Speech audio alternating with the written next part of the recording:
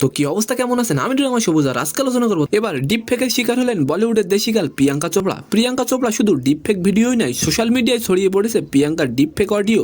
কিছুদিন আগেও ভারতের জনপ্রিয় অভিনেত্রী রাশ্মিকা বান্দানার একটি আপত্তিকর ভিডিও সোশ্যাল মিডিয়ায় ছড়িয়ে পড়ে।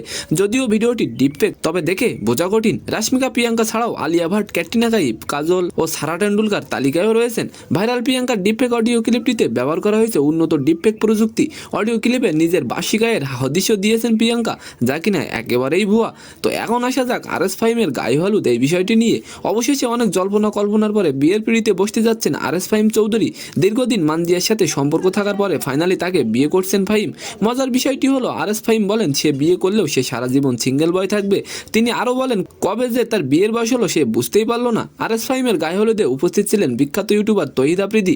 RS ফাহিম বলেন তারপরে নাকি আফ্রিদির পালা। তো আপনারা সবাই RS ফাহিমকে উইশ করে যাবেন কমেন্ট বক্সে। তো আজকের ভিডিওটি কেমন লাগলো অবশ্যই কমেন্ট বক্সে জানাবেন। আর ভিডিওটি যদি ভালো লাগে অবশ্যই একটি লাইক দিয়ে আমাদের চ্যানেলটিকে সাবস্ক্রাইব করে দিবেন। ধন্যবাদ।